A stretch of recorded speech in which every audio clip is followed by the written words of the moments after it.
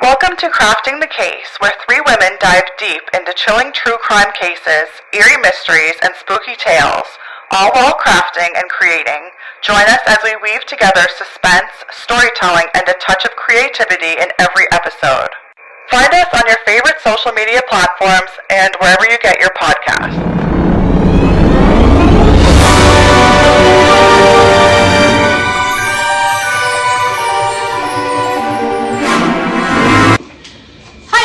Welcome! It's Crafting the Case, episode 28!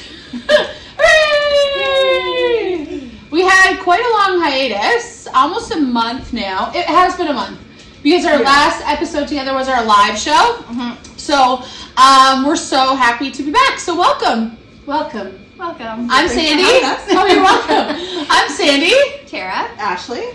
And, girls, did you notice I don't have the microphones out? Because they're lost in the move. So we're putting a little podcasting studio in the basement, and we've just been moving things from upstairs to downstairs. So I apologize. I know everybody can hear me fine. These girls are going to have to speak up is all. I think the last time we forgot them, it was fine though. I don't think there's literally no difference. So one thing we are going to get is like a good microphone set for us, just so we sound perfect. And so you don't hear like Sheila eating and drinking and like doing other things, you know, a more isolated experience. Chomping on her bone. Yeah. Or us eating popcorn obnoxiously. I don't think we can do that ever again, no matter what. I don't know what we were thinking, but go back, listen to that episode if you like hearing women chew. ASMR. Maybe that's like a thing. No, you know what? That's a thing that people have like phobias of. Like my sister, I think, I'm pretty sure she cannot listen to someone chew. And I looked it up one time, there's a name for it. But what if gets so angry? What if there's an opposite though? Oh, you know, like to hear. Yeah, that's the audience that we need to go for. You should listen to that episode if you like to hear someone chew popcorn loudly and like obnoxiously. This episode is brought to you by Ashley for bringing us Starbucks pink drinks tonight, and I just had a sip. It's so good. I'm obsessed with these. I told her not to get me a big one, but she got me the biggest one you could get. Light ice. So you get more juice. More pink and it has coconut milk in it? I don't know, honestly. It's healthy. It's strawberries and coconut milk. That's it. Sweet. It's so healthy. Yeah. It's so healthy. Okay, let me lay out. It's a smoothie. There's celery juice in there too. For those of you just tuning in for the first time, welcome. We are a true crime and crafting podcast, the only one in existence. It is now 2026, and we have some big goals going forward with our podcast and YouTube. We're so thrilled that you're here today. I'm doing the story tonight. Tara's doing the craft. And then we have a huge after show to chat about because, first of all, we didn't even get a chance to, on camera, debrief our live show. No. The event of the flippin' century, okay? Yeah. Should we do that first? I think so. Okay. I think we should do the live show first and then do a regular... It'll be a bit of a longer after show. It's been so long, but let's do the live show. Okay. Let's debrief. Live show debrief. First of all, my overall impression was it couldn't have gotten better. Oh, it was so good. It was so good. It was so fun. And it was just, people were like really happy to be there and support us. And I think they also enjoyed doing the craft and listening to the story. 100%. So for those of you that unfortunately couldn't make it, make sure you tune in soon because we're going to announce another one. But what we did was we just rented out this space.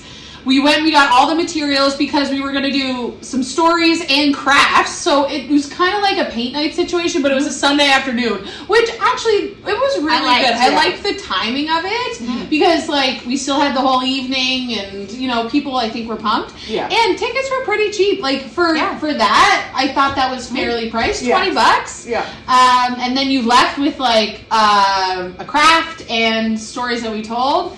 And it was so sweet. So most people that came, we kind of knew. I don't know if anybody had actually listened to the podcast, but they still came out to support us, which was awesome. But then there were people there who had only listened to the podcast, like who we didn't know in real life. Yeah. And there were people there who just found our event on Eventbrite. Oh my gosh. And bought tickets and showed up. So it was so cool. So it was fun. Thank you everyone for coming. Thank you so much. I felt like Julia Roberts. No, I know you did. I was like, this is truly what I'm meant to be doing. It's true. You were in your element for sure. I was so nervous. Like when I was trying to cut the napkins with the scissors, my hands were literally like shaking. Like, what? Yeah. Oh, you could not tell at all. No, you couldn't tell you were nervous. And by the time I got to my story, I was good. Yeah. Like, yeah. No. A couple things we definitely need to work on next time. One of the issues was we only had 2 mics. Yeah. So, like, we need to have 3 for sure. Because we can't, like, banter and pass the mic back and forth.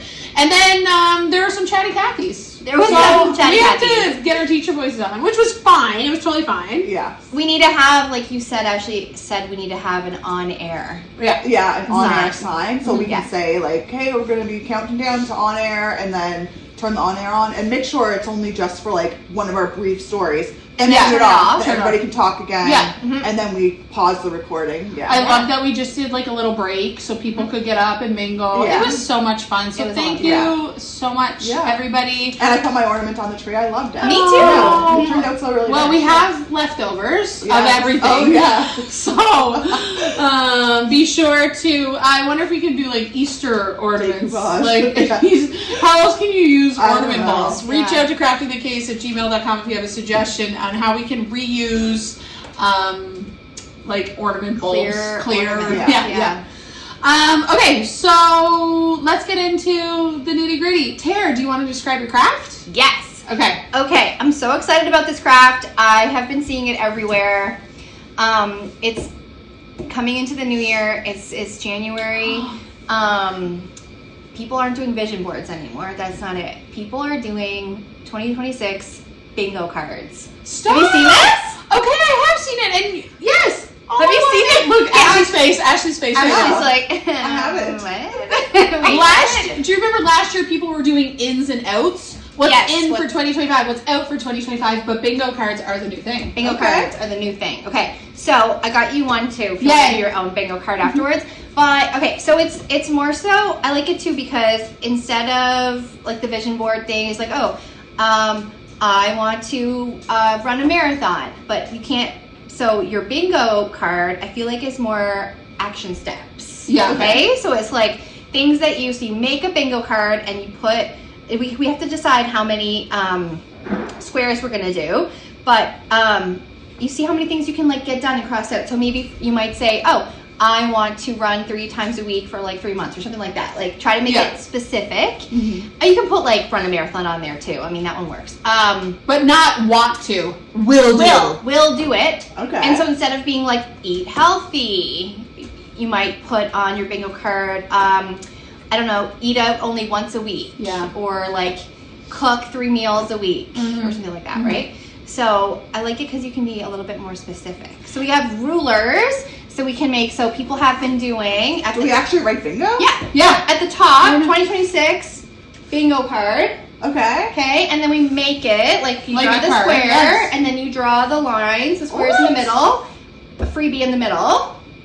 Okay, I need to you have to Google it, because then you can get ideas. Yeah. And so, and then we have like our acrylic markers. There's 7 sets of them in the basement, but Tara brought a new one. I like to use a new set. And I also picked up these from the dollar store. Those look really nice, actually. Yeah, these are silver markers with colored outlines. So I don't know how that works. Oh my gosh, can I just look at one? Yeah. I want to see. What do you mean? I don't know. You can see they're silver, and then somehow. Well, this is white. I think they need to do some pumpage. There's a color. Yeah. Wow, that's going to be stunning. Yeah, the outline appears like magic, it says on the back.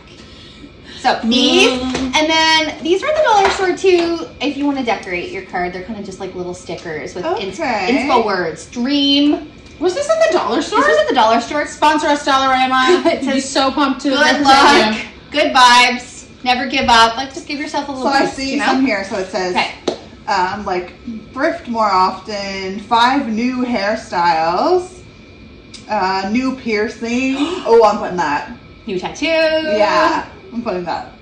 Like, read 50 books. You know, like that kind of vibes. 10 books. Okay. You can do that, learn. Like, a lot of people are like, learn how to crochet. Color more. That's going to be one of mine because I just bought alcohol markers and coloring books. So and do you cross it off? As you do it, you cross it off.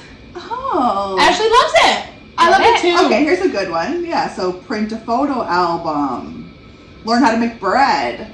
I don't want to do that. I do all of the things that you've mentioned already. Get a new tattoo. I need to chill out on the hobbies. Get a new car. I just did that too. We all did that. Lose 10 pounds. You know what? That I want to get away from like those types of ones. Yeah. You know? Okay, that's cute. Yeah. But I do want to try. Like my mom always like, I need to cook more instead of eating out. That's like no takeout month. So you do a month. I like that. I don't know if I can do that. You guys, you're out and about. I know. You know what I got into recently is the British food side of TikTok. Oh. It's crazy. Like these people eat crazy. And they call it tea. No, and it's a takeaway. It's a takeaway. Oh, so this one person, takeaway. I think she's Scottish actually, she's doing no takeaways for January, and she orders these chips with everything. I'm obsessed with them. But one of hers is no takeaways for January. So maybe it could be nothing sent to your house. If you're out and about and you eat out at a restaurant, that's okay. But nothing like sent coming to your house. Delivery. No food delivery. Yes. No Uber Eats. No Uber Eats. You know what though? I like to treat myself like on Friday. I am not cooking after work on Friday, and that I'm okay with ordering on Fridays. But like also, I at 9 o'clock will be like, I'm hungry. I'll order McDonald's, you know? Yeah. See, I can't do that because I take the idea of waiting like an hour for food. I'm like, I'm just going to eat toast or something. You know what I mean? I can't wait for it. No. Yeah. All right, so that's what we're doing. And we're encouraging all of our listeners and viewers at home, we want to see what your bingo cards look like. Like, please do this with us. This is such a great idea, Tara. Yes, and so these are canvases that like you can hang, right? So then you can hang it somewhere in your kitchen or on your fridge, whatever. Like you can see it on your door. So it's there and you see it and then you're actively like crossing it out. That's kind of more satisfying than just staring at a vision board. Yeah. You can still manifest. You can manifest, of course. Yeah. Manifest. It should be a little segment in the pod where we're like, where are you on your bingo cards? Yes, let's check in. Let's do it. Maybe we'll have an accountability club on the pod. You know what I mean? Yes, check in with our bingo cards. Okay. Awesome. Love it. All right. Okay, so today I'm going to talk to you about something we've talked about in the past. Actually, it's nothing new, but I had to bring out my gorgeous Kindle because you guys know I just finished the year with 47 books read this year, 7 beyond my goal. I was so pumped, and I actually read like 4 or 5 during the holiday break. But my January read for Pros Before Bros, which is the name of my book club, is Leslie Cruz. You can't probably see this, but it's called The Spirit of Scatarie. So Leslie Cruz, she lives in Cape Breton. Her books are just magic. Like they're so charming. I read her other book, The Spoon Stealer. You just have to read them. Read that? No. I've heard so I good. think maybe Nancy told me about it. Yes, because Nancy loves them too. Okay, so I just have to interrupt you because I have RSVP'd yes to the January book club book. For Pros Before Bros? Yeah, and I just downloaded it on my Kindle, and that's gonna be one of my bingo squares. I'm crying. I'm literally crying. Okay, so and you guys better do as many trips this year as you did last year. Okay, we did do a reading retreat. Like, We've got I want the retreat. We should do it. Ashley, you need to join the Pros Before Bros. Okay. Okay, so I was absolutely inspired by this book, The Spirit of Scatarie. I can't tell you how good it is. I have like 10 pages left. I'm so sad to be done with it. But have you guys ever heard of Scatarie Island? No. Okay, so I'm going to tell you about Scatarie Island. It's not very crimey, but it's just kind of folklore. So is it a true story? This book is not a true story, but it's based in Scatarie Island, which is a real place. So I'm going to tell you about Scatarie Island. Basically, today, the theme... Oh, hold on, I got to pause the podcast because Sheila has been requesting to go outside for a second. Hold on. Sorry about that, we're back. So today I'm going to talk to you about Scatarie Island and going to basically talk about the power of the Atlantic Ocean. We've done this before. We've talked about shipwrecks, ghost stories. I'm going to tell you about it. This book is amazing. Everybody go and read it. A spoiler for the book, though? No. Okay. No. Because I have not started it yet. So I want you to picture this for a second. You're standing on a narrow strip of rock in the middle of the Atlantic Ocean. There's no towns, no roads, no lights in the distance. Just ocean in every direction, wind that never really stops, and a fog that rolls in without warning and can swallow the horizon in minutes.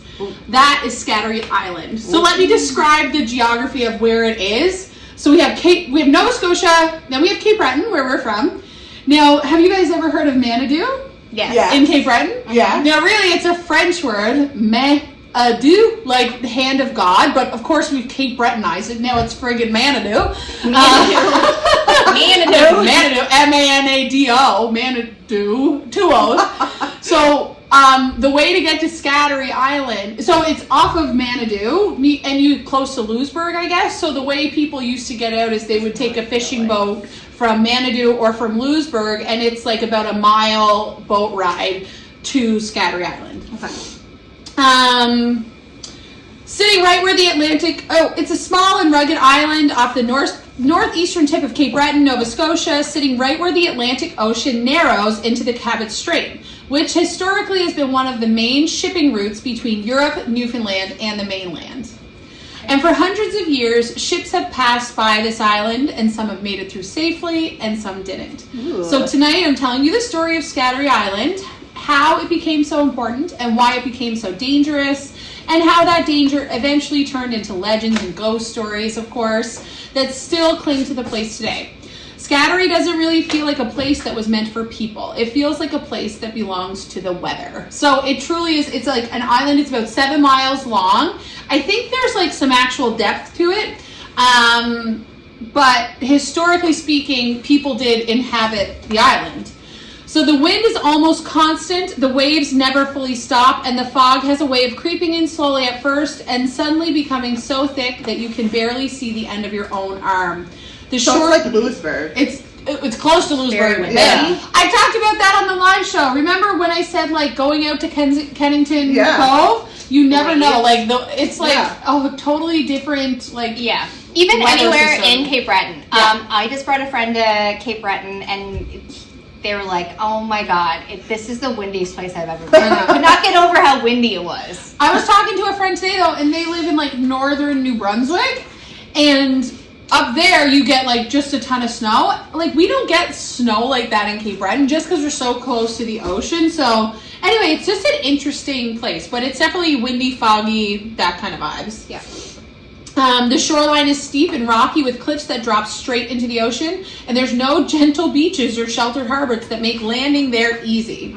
So if you go to Scatarie, you don't really arrive there, you kind of endure it. Okay. Despite all of that, Scatarie became important very early on, not because anyone wanted to live there, but because ships simply couldn't avoid it. So in the 1700s and the 1800s, vessels crossing the Atlantic relied on the Cabot Strait as a shortcut between Europe and North America. And Scatarie sits almost directly in the path of that route. So for those of you not local, you know, if you look us up on a map, you will see that Cape Breton especially, like the closest other landmass is going to be either Newfoundland and then you're in Europe. So it became kind of the way to get to North America. Back then, navigation was incredibly limited, so captains didn't have GPS or radar or accurate charts, and they relied on compasses that could be thrown off by a magnetic rock, stars that disappeared behind clouds, and coastal landmarks that could vanish into fog at any moment. If you were like, "Here's the compass," you need to find. You need to find. Like, I can't. We have compasses on our phones. Compass or die. Like I would die. But did you ever Gladly. I choose death.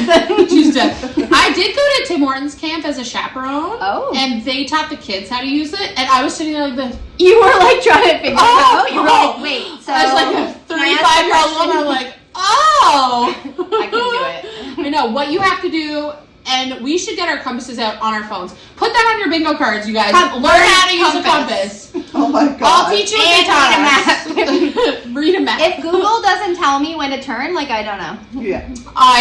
100%. So Scatarie became both a guide and a threat. If you saw it in time, you can steer wide and stay safe. If you didn't see it in time, you were already in trouble. Oh my God. Scatarie was also tied into the politics and conflicts of the time. During the colonial period, especially when Britain and France were fighting for control of Atlantic trade and territory, naval ships patrolled these waters, and merchant vessels often tried to slip through at night or hide in fog to avoid being spotted or captured. That meant ships weren't always sailing carefully. Sometimes they were rushing, panicking, or they were being chased. Sometimes in and trying to escape one danger, they ran straight into another. Even so, there were people that did live on Scatarie. Lighthouse keepers and their families were stationed there, along with seasonal fishermen, and later on, rescue crews and wildlife researchers. So in the book, like, I want to have this woman on the podcast. It's so good. Like, she must have spent so much time researching, like, kind of life on the island, because they had no electricity, no running water, there's no roads, nobody had a car. It was just this other world on this island, and the only way to get back to the mainland, and if you're calling Cape Breton mainland, it has to be bad. It's bad. Yeah. You know, the only way there was by boat, and in the winter sometimes if there was an emergency, they would put you in a sled and carry you across the ice when the ice came in. It was gnarly. Okay. These weren't people who chose comfort, and you'll notice that in the book too. Like, there's one character and she talks about, like, taking a bath in the bathtub with running warm water later on. And that was like a luxury? 100%. Like, I wouldn't major survive luxury. No, you would not survive. No. But once you read the book, you're kind of just laying in bed like, I think I could survive it. Yeah. Like, I would just do it for wanna like live a weekend. Like, I really want to go to Pictou Island. Have you guys heard about Pictou No. Island? So there's like no, I think it's kind of like you're off grid there, and that's kind of the vibe. But So I will talk about that at the end of the story about it as well. They chose isolation, responsibility, and a kind of quiet endurance that most of us will never really experience. So imagine just raising your kids there, right? So there's no hospital. Oh. In the book, the families that she talks about there was no doctor, no school bus in the morning. They did have a school house, which had like maybe 12 or 14 kids in it. There's no grocery store. So in the book, there was one family and they had an abundance of stuff. And so food and supplies came by boat when the weather allowed. And oftentimes the fishermen would just trade. So they wouldn't actually, they might owe credit for most of the season. And then when the fish came in, they would pay off their credit in what they had caught. Mail arrived late, if at all, and if somebody got seriously hurt or sick, help might be hours or even days away if you could be reached at all. So they would often like call a doctor in Manitou to meet them at the shoreline, like if you had a heart attack. Okay, it was crazy. Oh my god. okay, I'm done with my grid. Oh my gosh, it's actually perfect. Very nice. Hold it up. We can Oh, see you it, can't I really think. see it that well, but Terry, it's you can perfect. probably see yours better. Taylor's when I'm just done. Oh my I gosh. need to do hold my on. marker now. Yeah. And I did make mistakes, so I'm glad. Yeah, I did too. I feel like You can't really tell though. Yeah, it's fine. I think you just make the lines thicker. Yeah. Yeah. So kids grew up learning things that most kids didn't. They learned how to read the weather before they learned how to read books. They learned how to tie knots before they learned how to write their names. And they learned to listen to the wind, to watch the water, and to notice when something felt off, which is just a cool thing. Very practical. Look There! at Oh my that grid. Gorge. Are you going to do block letters up at the top? I don't know, maybe. Yeah. I would have a pencil for that. Yeah. I'll just wing it. Yeah. Yeah, you will. We know. We know you're going to wing it. They also grew up surrounded by stories. Stories about ships that never came back, about pieces of wreckage washing ashore, stories about strange lights seen in the fog, or sounds on the wind that no one could quite explain. And on Scatarie, the ocean wasn't just scenery, it was a character in everyone's life. That's why Nova Scotia's Atlantic coastline has earned the name the Death Coast. It is shady, y'all, okay? Like, a lot of boats went down. It sounds dramatic, but it's not an exaggeration. It's estimated that tens of thousands of shipwrecks lie along the seabed of this coast, from early wooden sailing ships to iron steamers and modern steel freighters. Every era of maritime history has left something behind down there. Twisted metal, splintered wood, cargo that never reached its destination, and people who never made it home. So in the book, it's a story of, they talk a lot about it because often, like, it's a normal thing for these shipwrecks to kind of happen, and, like, it's the response and how they help. But sometimes, like, the book takes place in the 1900s, like between 1930 to 1950 or whatever. But before that, it talks about people, like, emigrating from Ireland by boat and trying to, get into Pier 21, or, getting from Europe over, and the cargo was people, and then the boats would crash and everybody would die. It's crazy. I know. This coast is dangerous because almost everything works against you at once. So fog can roll in suddenly and erase visibility. Storms can build quickly and push ships sideways into rock. Hidden reefs sit just below the surface, invisible until they tear open a hull. Powerful tides can drag a vessel off course. And for most of history, navigation tools simply weren't precise enough to compensate for all of that. A captain could only be slightly off course and not realize it. So when we talk about Scatarie Island, we're not just talking about a place on a map. We're talking about a pattern, a long history of ships drawn too close to something they couldn't escape, and people that live alongside the danger until it just became their normal existence. So once you kind of understand that, the ghost stories don't feel so strange anymore. So I was looking for then some like very specific Scatarie Island shipwrecks and ghost stories. And of course there must be hundreds of them, but like not a lot super documented. But let me just see here what I found. So sometimes ChatGPT kind of gets a little dramatic. One of the earliest recorded wrecks near Scatarie happened in the early 1800s, when sailing ships were made entirely of wood and relied completely on wind and visibility. The brig Fidelity was a 2-masted sailing vessel, likely carrying people and cargo along the Atlantic trade routes. On a foggy, stormy night, it struck the reefs near Scatarie and broke apart. So wooden ships didn't run aground the way modern ships do. They shattered.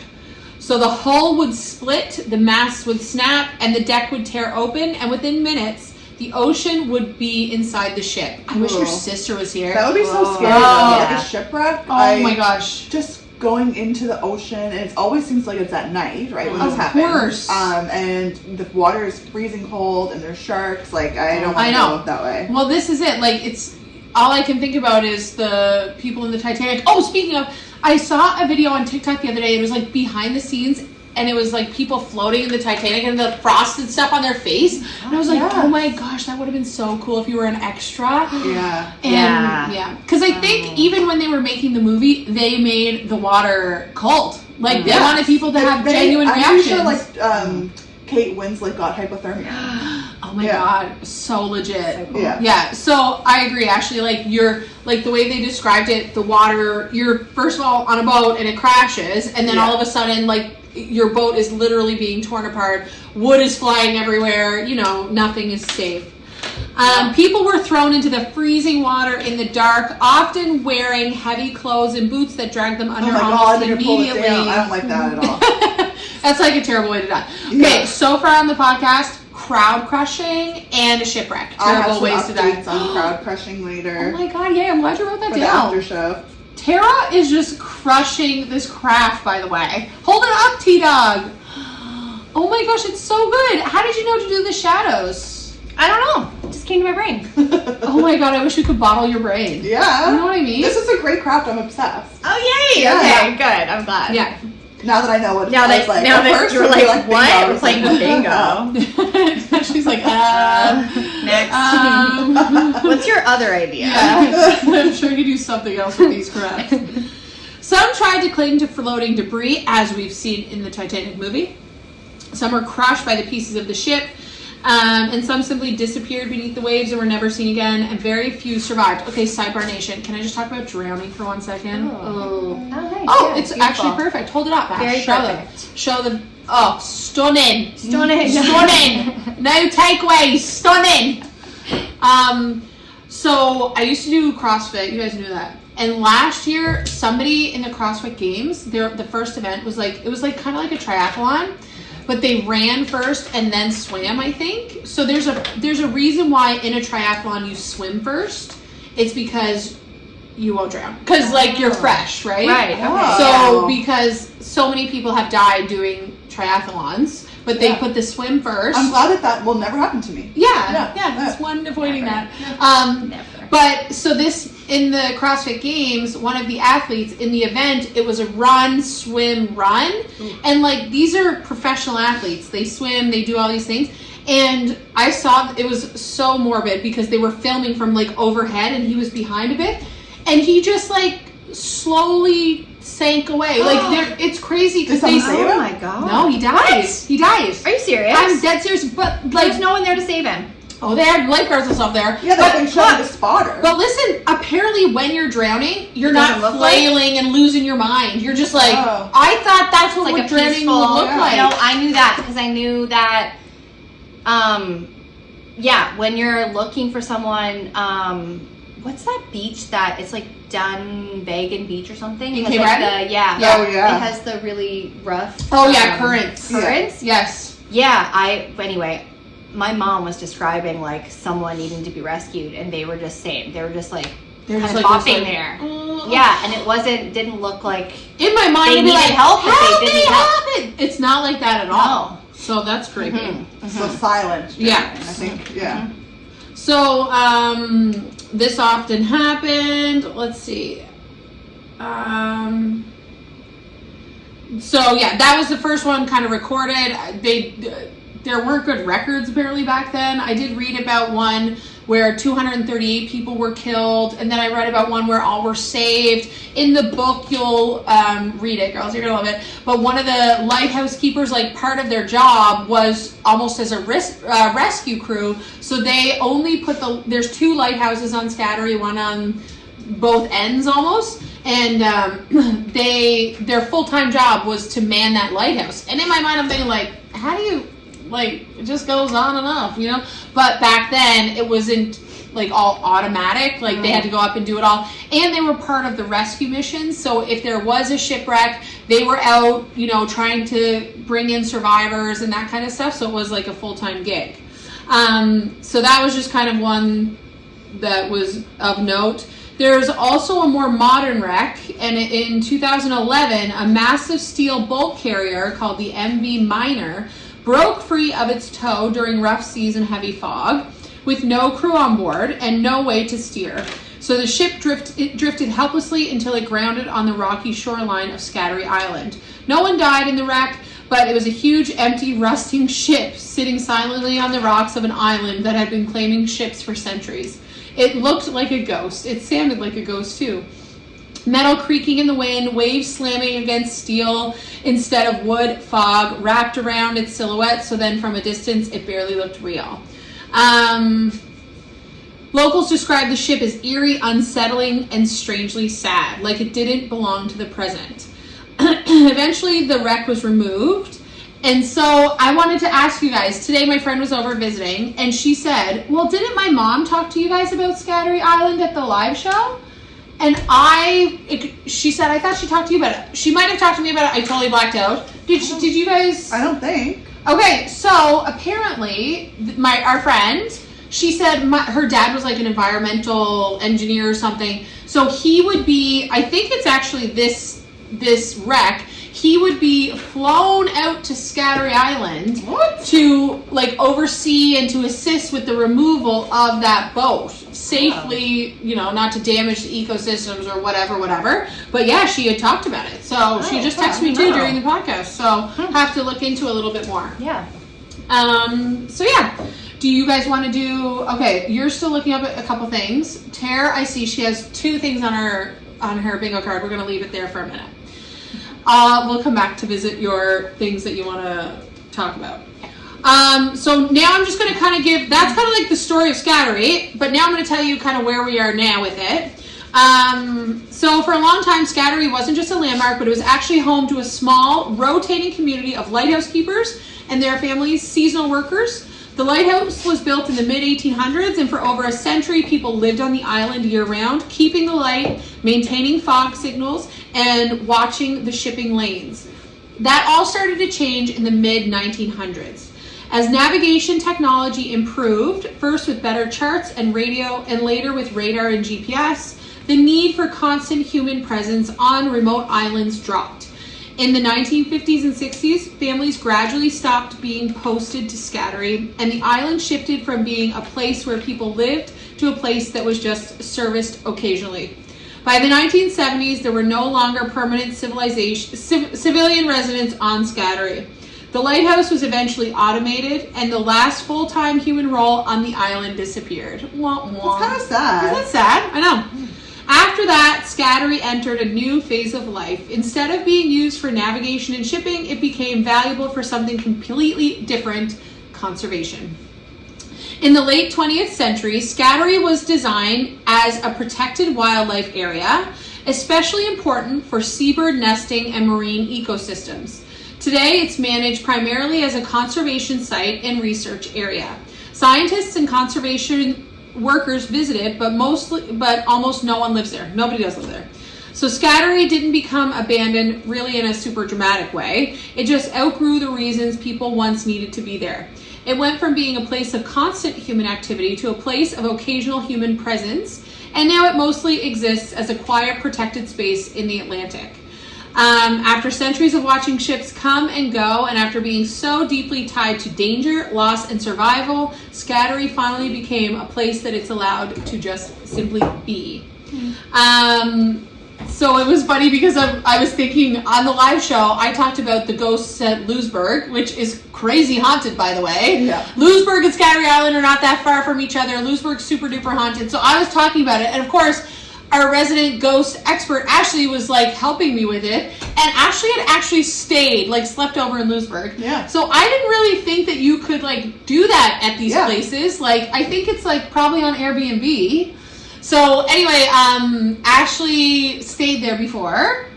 And my parents, they did it a non-haunted one. You can just book a campsite for the night. Oh my God, that's bananas. So then I was like, I bet you Ashley would love to go camping on Scatarie Island. I was just thinking, can you go there now? Yes. So it's funny because like, it's not actually like a historic landmark. Like, you don't need to get any paperwork or anything to go there. When I was Googling it, it's like how to get to Scatarie Island. You go to Manitou, find a fisherman, get him to boat you over. Oh my But gosh. it said it's for experienced wilderness people, like pretty exclusively. So there's, like I said, there's no running water, there's no electricity, there's no internet, there's no Uber, there's no Amazon, there's nothing there. And when you look at like pictures overhead, it's crazy because in the book, like, they talk about all the families that live there and they live in these houses and stuff. There's no even like evidence that people lived there once. The lighthouses are still there, but everything else is gone. But you can still go there. Like, you can go and you can bring a tent and you can stay for a few nights, but it is completely abandoned and there's no service there. You don't need to get any special paperwork or permission. You can just go and I'm going.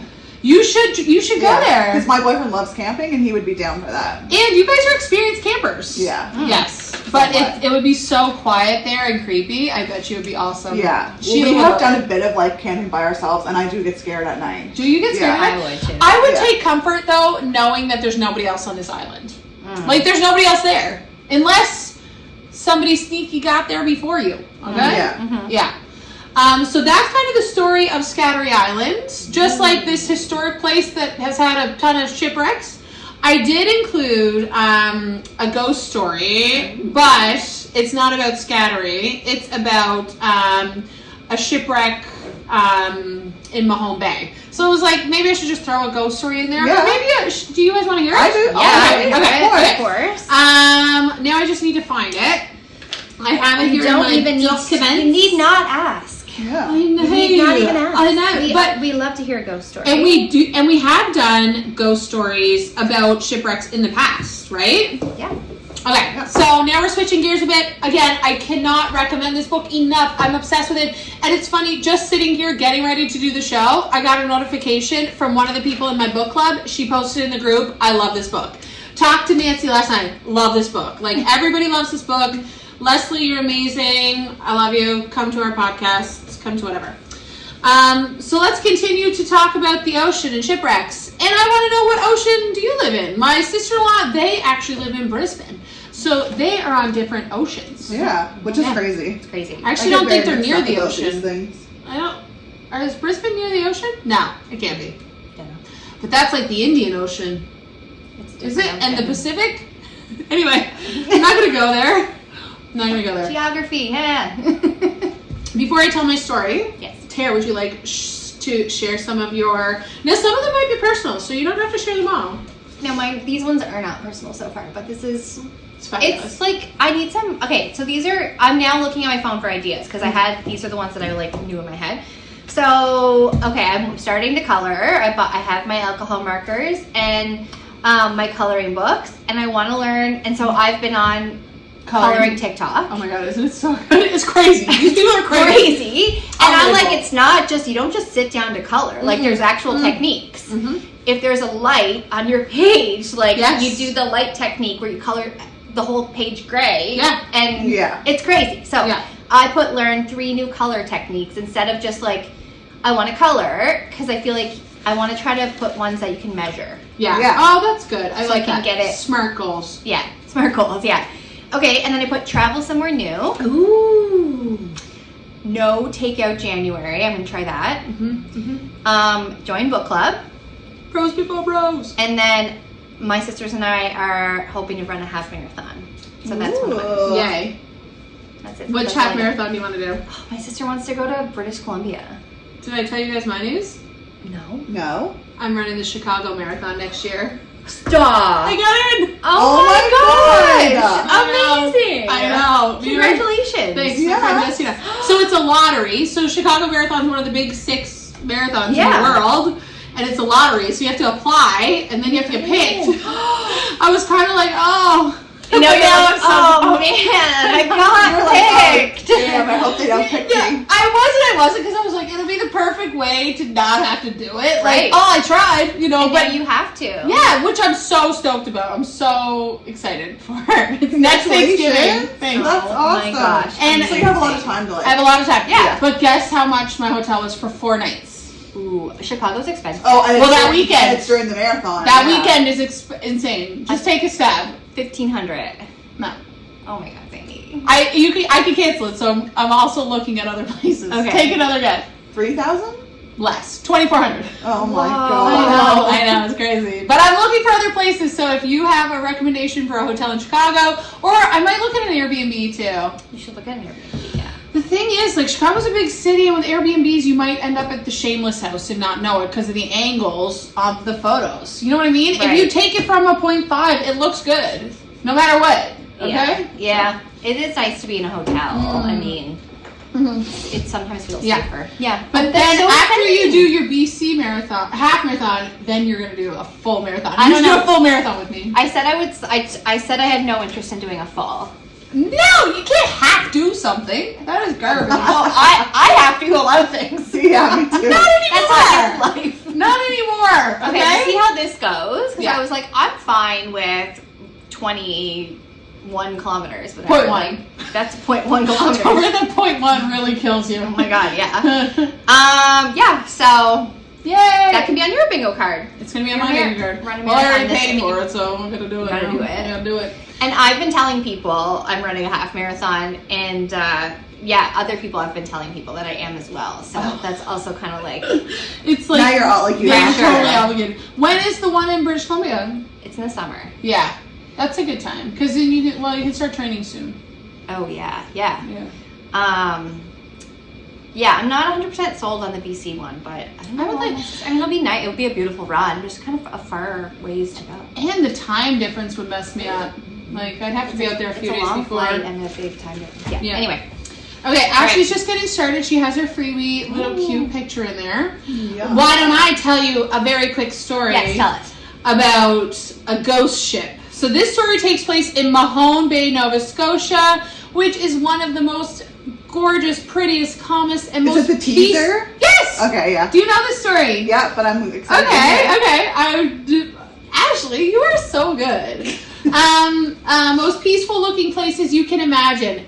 For those of you that have not gone to the South Shore, Nova Scotia, it is stunning. Mahone Bay, like, it's so beautiful. They do film movies there. It's absolutely stunning. It's all small islands and quiet coves and sailboats drifting slowly in the harbor. And if you were just visiting there today, you would never know in a million years that one of the most dramatic and haunting maritime stories in Atlantic Canada happened right in those waters. Ooh. But in the early 1800s, the Atlantic wasn't just an ocean people crossed. It was an active war zone. Dun, dun, dun. This is one of my favorite wars, the War of 1812. Was going. That's my favorite too. Is it your favorite? Yeah. I love that one. I don't love wars though. There's a No. lot of turbulent things happening in the world today. We don't like wars. The War of 1812 was going on between the British and the United States, and the coastline was full of British warships, American privateers, and merchant vessels, all trying to avoid each other, outrun each other, or destroy each other. One of those ships was an American privateer schooner called the Young Teazer, and privateers were basically legal pirates. They weren't part of the Navy, but they were authorized to attack enemy ships and steal cargo, and the Young Teazer was especially good at it. Where did they come up with the name the Young Teazer, though? You know what I mean? And it's teaser with a Z, right? Yeah, it's Teazer. Wait, Yeah. is it Z or Z? Either one. Z is American. Z. We say Z. Yes, I'm American. America. America. This ship was fast and agile. It was really good at slipping in and out of coastal waters and causing problems for British shipping. Eventually, though, the British went looking for her, and in June of 1813, they found her. The Young Teazer was spotted and chased by British warships along the coast, and she tried to do what she always did, which was run. I like that ships are called she's, by the way. She wove between islands, tried to hide in the fog, tried to lose her pursuers in narrow channels, but this time it didn't work. The British ships were bigger, more powerful, and they slowly forced the Teazer into Mahone Bay, which is kind of like a beautiful, calm trap. Once you're inside it and surrounded by islands and shoreline, there isn't a clean way out if someone is blocking your path. So the Teazer ends up cornered in this quiet bay with British ships closing in and preparing to board her. And this is where the story takes a very dark turn. Something happens on board the Young Teazer in those final moments that we still don't fully understand. Some accounts say an officer ran below deck in a panic. Some suggest it was a deliberate decision not to surrender. Some describe it as an act of defiance, and others as an act of desperation. But whatever the reason, someone went to the ship's powder magazine, and a moment later, the entire ship exploded. Ooh. Yeah, it detonated. People on the shore heard it like thunder. They ran outside and saw fire shoot into the sky, debris raining down onto the bay, and men being thrown into the water, burned, injured, or unconscious. The water that had been calm minutes before was suddenly full of wreckage and people struggling to stay afloat. What happened? I'm trying to video it. I'm trying to make a tree, and it's Ashley's trying to video it at the same time that I panicked and I made a... No, that looks like a tree. It looks like a tree. You're good. You haven't tried the other markers yet, Tara. I know. What the heck? I like these ones. Those ones are fabulous. Yeah, that's really fabulous. Okay. Villagers, what happened? I said sorry. We interrupted you. No, that's okay. Villagers rushed out in boats to rescue whoever they could reach. Some men survived, badly burned and injured, and were taken ashore. Others never made it. They either drowned, were killed by the blast, or simply disappeared into the water and were never recovered. And that was it. The Young Teazer was gone. But the story wasn't. Ooh. Because over time, something strange started to happen in Mahone Bay. It didn't happen right away, and it didn't happen every night, but on certain evenings, especially when the fog rolled in thick and the air felt heavy and still, people would start to notice a light out of the water. At first, it would just look like a small flicker, then maybe a lantern on a distant boat, and then it would go brighter and taller, and people would realize it wasn't attached to any boat at all. Ash, have you seen this happen before? Or how you just heard of it? I just heard of it. I've never heard of it. Yeah. It's like one of the most famous ghost ships in Nova Scotia. Yeah. It's wicked. If not the most, yeah. Yeah, it's crazy. But I've never seen it. I haven't even done a video about it. Yeah. So maybe my I'll add gosh, that to my maybe list. Yes. on your summer, you should make a list of all the things that you need to make a video. Yeah. These were not normal flames either. Not the kind that spread and roar and send up smoke, but a glowing, flickering, almost unreal looking fire, as if the ship itself were made of light and heat rather than wood and canvas. It would appear out in the bay, sometimes close to where the Teazer had exploded, sometimes drifting slightly, sometimes seeming perfectly still, and then just as mysteriously as it appeared, it would fade away. So there was no wreckage, no sound, no smell of smoke, just the darkness and a calm water again. People started calling it the Teazer Light. Over the years, fishermen, sailors, villagers, and visitors all reported seeing it.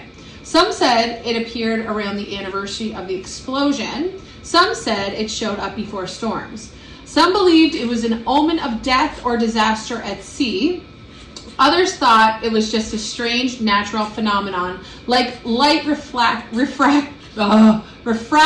through fog or some kind of electrical effect over the water. And it could be. But the explanation doesn't really matter as much as the fact of the story that the story stuck. Because something violent and sudden and tragic happened in the bay, and the people who lived there didn't just move on from it. They watched the water every day after that. They remembered what had happened and what was taken from them. And when they saw something strange or unexplained, their minds went to that story. So the Teazer Light isn't just a ghost ship, it's a memory and it's their grief. Mahone Bay is peaceful. Tourists sail through it, kids swim in it, people sit on the shore and watch the sunset without thinking about what lies beneath the water. That's creepy. And that's in every maritime town. You know what I mean? Like, the ocean is creepy as heck. Yeah. People sit on the shore, but sometimes on certain nights when the fog rolls in just right, people still say they see a light out on the bay where no ship would be. And maybe it's a ghost. Or maybe it's just the ocean reminding us that it keeps its stories for a very long time. Dun, dun, dun.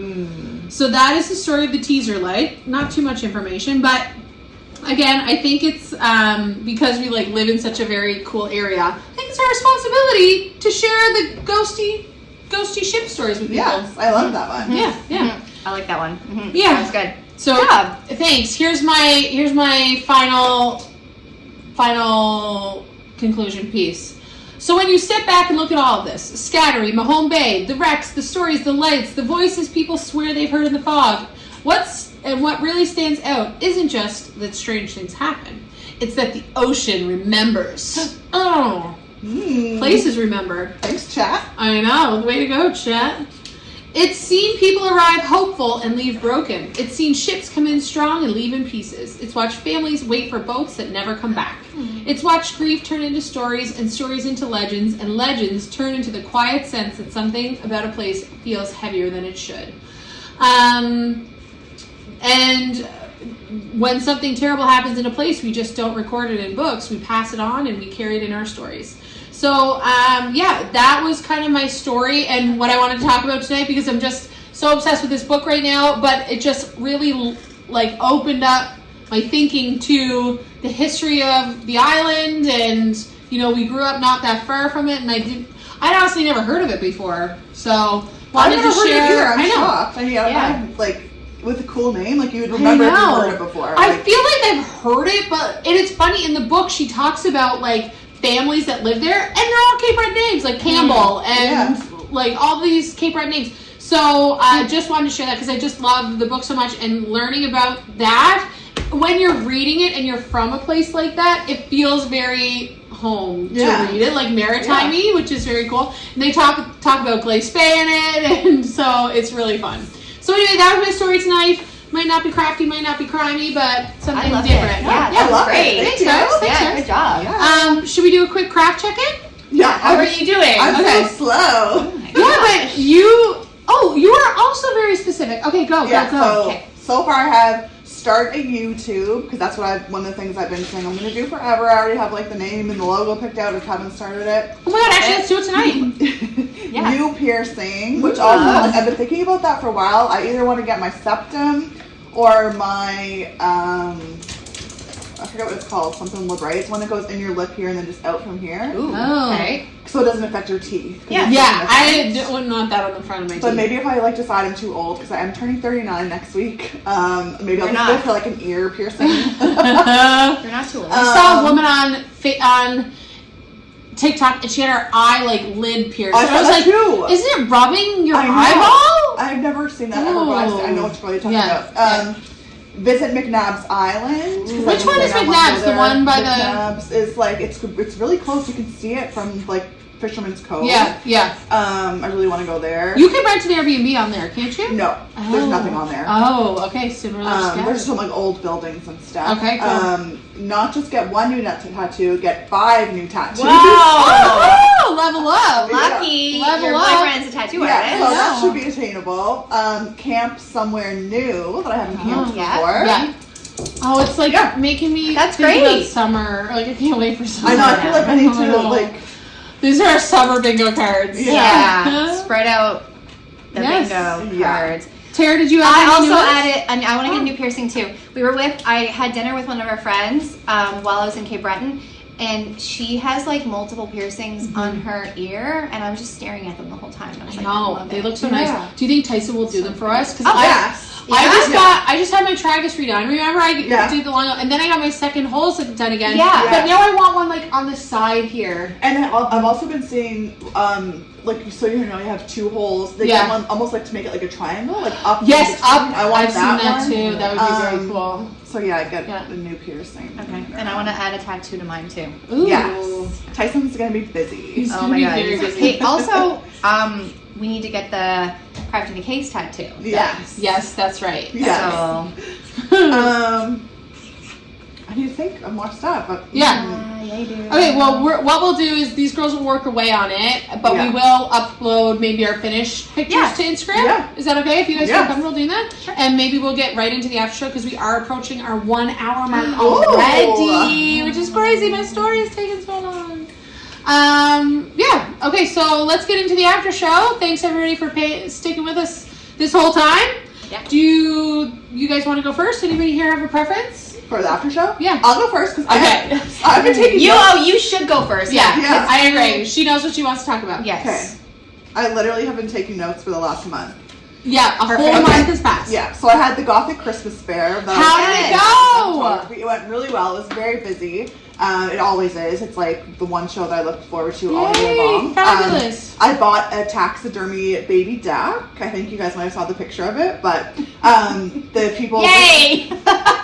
The people next door to me, they're always like my neighbor, and they are called Straight from the Schnare, and they do their own Did they taxidermy. snare a baby It's duck? just like their name, but yeah. So I got we did a trade one of my items for one of their items Okay, for like a nice. baby Cool. duck. Wait, did the baby duck die of natural causes? Yeah, like it was like an infant baby duck. Yeah, they would never hurt an animal, but Imagine if they snared a baby freaking duck. Yeah. That's crazy. and I wrote down two things that people said to me there. So Oh, good. the first one was that I have the darkest booth at the market, which I will Oh my take gosh, as that's a compliment. right? 100%. Major And then compliment. I got another comment, and I think the girl, I don't know if she meant it as a compliment, but anyway, she said, "Your photography is genuinely upsetting, so great job."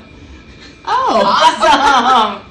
So I don't know how to take that. We should link our stuff to your photography. Yeah, 'cause it anyway, is- so she apparently was genuinely upset. Are there other photographers that kind of do what you do in the city, or are you kind of your own There's a genre? couple, yeah, but there's not too many. Yeah. That's very cool. Yeah, I'm the Yeah. only photographer at this fair. Yeah. Cool. So then I read The Housemaid Oh, yeah. by Frida McFadden. That's where my book club went to go to see the movie. Okay, Because so it was, yeah. we read the book. So I read the book and then I went to go see the movie. So I did Well, both. how was the movie? I didn't see the movie, but I've been hearing I'm going to see it. But I've been It's hearing really good. It's Yeah, so good. And I had just read the book maybe a week or two before. so yeah, So it was fresh. very fresh and it was literally bang on word for word, Yeah. everything. There were a couple little differences. Well, the main character, Yeah. the one that Amanda Seyfried Nina. plays, Yeah. like Yeah. she, to me, in the book was kind of like frumpy and ugly and fat. Yeah. And I, Oh, like- really? Yeah, because she was saying she was letting herself go on purpose so that her husband She would ought whatever. to that. Yeah. So I didn't picture her looking like Amanda Seyfried, but of course Right. they're trying Right. to make it popular, right? They're gonna get her. You guys, the dude though, I had difficulty being in the theater. I was like, this man is making me uncomfortable in public. Oh my god. Okay. Ashley was still with her. No. I had the words. I'm trying to remember. No Like, words. what it Oh looks my! like. Oh, just I remember this that. giant man sculpted from marble. Yeah. He was. I'm trying to remember. No. I don't know. Probably not my type. I was literally sitting in the theater like this, No, do you see him? my whole book club, we were just like, what? Wait, what? And apparently he's quite unassuming in real life. He Oh. just flies under the radar. gorgeous, gorgeous man. Yeah, arms I are recognize gigantic. him. I know. Like someone else that I've He seen was in before. that terrible Colleen Hoover movie book. Oh. So I didn't It see ends that. with us, or it ends with us. That book, garbage. okay. I didn't read that. That I whole watched thing is that. garbage. Yeah. I don't like Colleen Hoover. Sorry if you're listening, No, Colleen. I don't either. Your books are trash. Sorry, so- you can't come on our podcast. Yeah, but that actually, I found The Housemaid was very similar to Verity. But I don't know if it's because I had just recently read Verity too, so that was like fresh in my mind. Did you read the other Housemaid books yet? No, not yet. They're on my list, but anyway, I wanted to read that one before the movie. So anyway, so the Housemaid book and movie. Okay. So then I went to Papa Roach. Yes. Center. That was so good. Mm-hmm. He sounded incredible, and it was so fun. The vibes were like awesome. Yeah, your pictures look so Loved fun. It was so fun. I watched the P. Diddy documentary. Dying to watch it. By 50 Cent, right? Sandy. I didn't watch it yet. So one of the things in there, Sean Combs, before he was like P. Diddy, he was kind of like a promoter. Yeah. And he put on this basketball game where there was a crowd crush. I thought it'd be when I watched and it. You're kidding. I forget if it was 9 or 12 people died. Wow. But when I was doing all my In a basketball research game? for the crowd crush, that wasn't, I never came across that. Oh, So I think that's interesting. That is interesting. Wow. Did he, I like, wonder if he like scrubbed it from the That's internet. what I'm wondering, because he's so sketchy. And I wonder if 50 Cent listened to our pod and was like, I need to put actually, that I'm in going to bring there." this up for the dog. Yeah, so I was just like, oh my god, there was a crowd crush. And I mean, that was more recent than some of these other ones. And it didn't come up at all when I was searching crowd crushes. Yeah. So anyway, it was a basketball game, and it took place in the basement. Everyone was rushing down, like the gym was like down by the stairs. I just think about when you told us those facts, like people didn't have like one square. I just like can't think about it. Yeah. So the book that I just finished was called Whistle by Linwood Barclay. It was kind of like a horror book. It really reminded me of Stephen King, which I find a lot of authors try to be very much so Stephen King. Yeah. But it was about a haunted train set. Oh. And the train set they put this dark stuff into the train set to cause problems at people's houses and stuff. Oh. It was pretty good. Okay. And then another crowd crush thing happened, unfortunately, in Switzerland. Did you guys see on New Year's Eve? Oh yes, I did. Maybe. So there was a fire that so far At a I think resort? ski resort. Yeah. So and most people were, because the drinking age there is 16. So all the victims were between like 14 and 39, and there's 40 deaths so far, and there's still people missing. But oh my gosh, the interesting thing about that one is it almost exactly happened. Do you guys remember I talked about the Station nightclub fire? Yeah. So the fire broke out and everybody tried to leave by the same door. Yeah. So this is identical. There's video of the front door. The building is inflamed, and there's just a crowd crush at the front door, and bodies piled up, and no one can get out. So people are burning inside. It was gnarly. It just shows you people don't learn from these things, past, right? So, yeah. anyways, Yeah. So what were the tips again for crowd crushing? I forget them. To my God. Turn sideways, turn the other way. Keep cross your arms so that you have space. But this doesn't really help that, because this was everybody running out to one single door frame. Didn't it say turn the opposite way or something? Like I think it was just put your leave the way the crowd was going, go like the opposite way. Try to get it. Yeah. Anyway, listen to that episode. But yeah, also for this, like, just look for a different emergency exit, so you're not going everybody to the same one. Right. But anyway, it was seeing the video and the pictures looks identical to the Station nightclub fire, which is just crazy and horrible. And then I watched a really good horror movie, Weapons. Weapons. So good. Oh, I heard about it. You guys need to watch it. Yes. Teachers, you will really like it. Okay. Oh God. That's good, because I have a connection to that. Yeah. In my after show. Oh, okay. Yeah. So you know Ozark, the girl with the little blonde, Oh, woman. yeah, So I like she's her. the main character in this book, in this movie. Is it on Netflix? It's on Prime. You have to rent it. I think it's $4. Oh, okay. It's so good. Yep. Very scary, like jumpy parts. Very weird that you're trying to figure out like what's going on. I wouldn't really say it's scary, more so like creepy. Okay. Yeah. Noted. And that's it for the after show. Oh, that's a great after show. I know. And that's all the time we have. Oh my gosh. Sandy and I will update you next week. Next week. We're spreading them out. No. Tara, come on. I'm just kidding. amazing. That was good. That was good info. Great. Okay, what about you, follow Tina? that one. I know.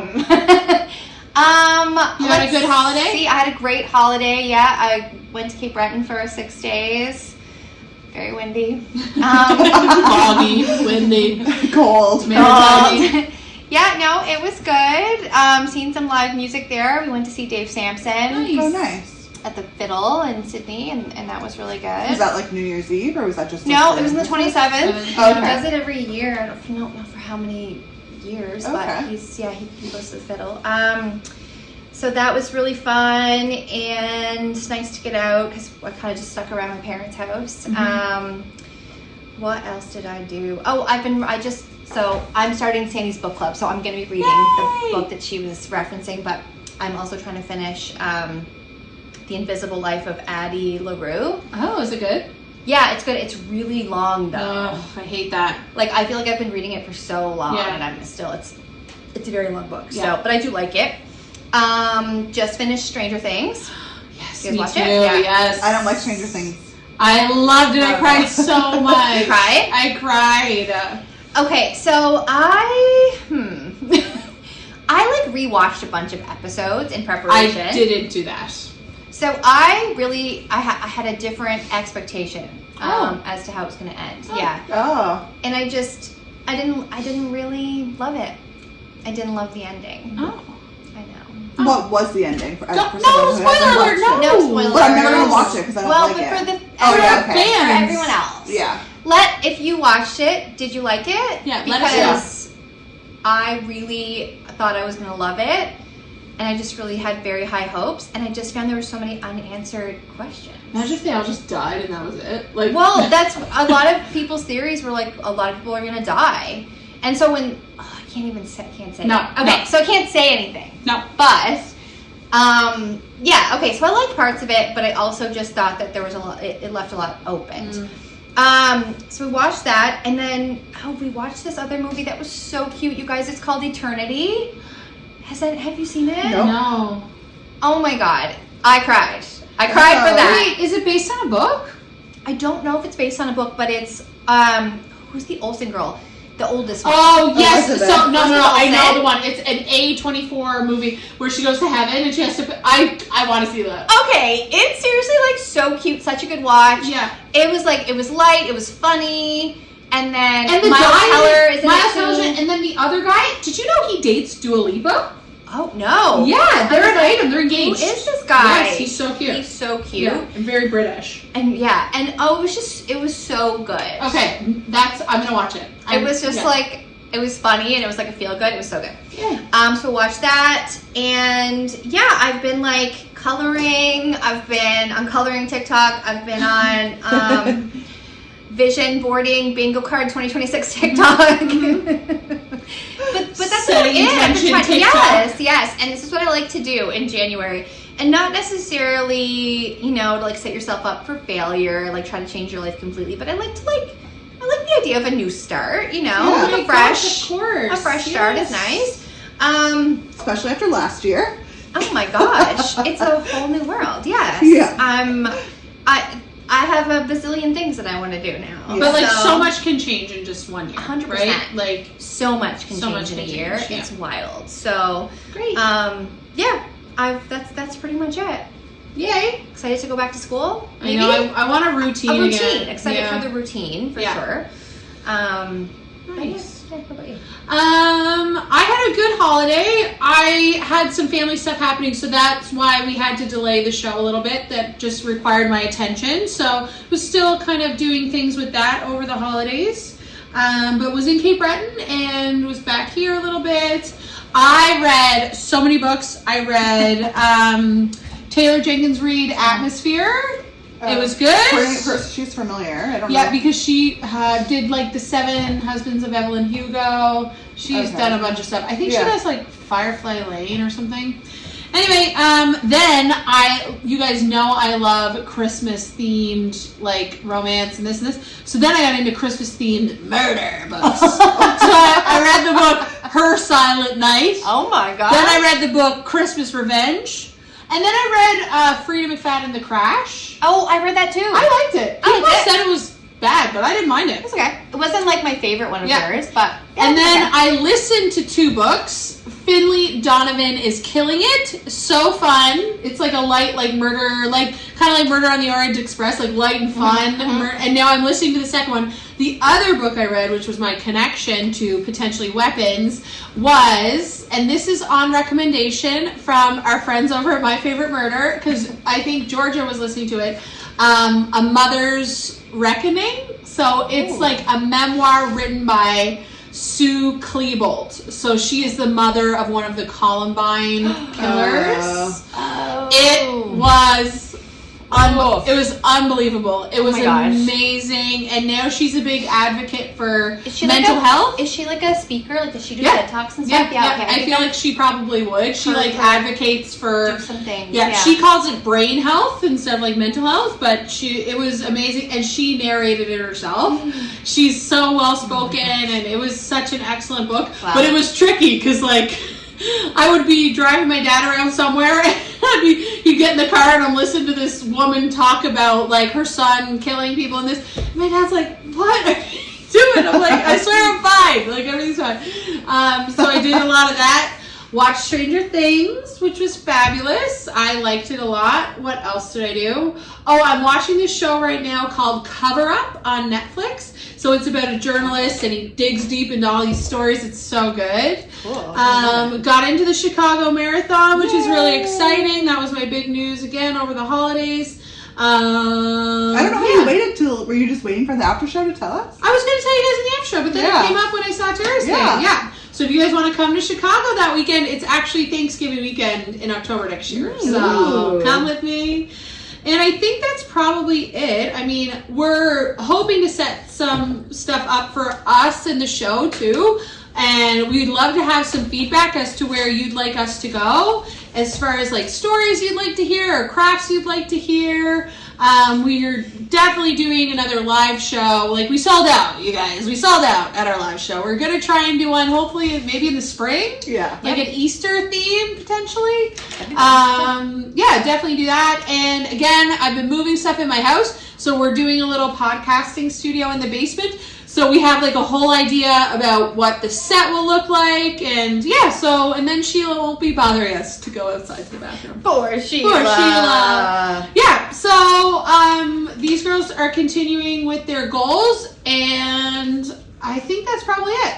Awesome. I picked up, because our goals in CTC are to be a little more organized, right? To we always talk about, we have like these great ideas, and I feel like we need to get organized and get planning. I love that. So we can actually carry these ideas through. So I got us all. Tara, you've been hiding those under the table. Oh my gosh! What do you guys want? How did you know that I'm obsessed with so I got us planners. $1 dollar store, but a little planner. That's so good. We can write our crafting the case. Every Saturday, we're always like, who's doing the story? Who's doing the craft? And I look back at the old YouTube videos, and I'm I don't even. I did this, so I'm like, who's doing? So and then I got this cute little pen. Oh my gosh, thank you, Tara. Yay. Okay, I bought it to bedazzle, but I just all my bedazzling stuff is in the basement. Didn't have time. So maybe one of our crafts on our free time, or maybe even on here, can be bedazzling. We're going to sync up our calendars as soon as we're done here. Yes. Yeah. So, awesome. Well, thank you guys so much for tuning in. Happy New Year. We're excited to join you in 2026.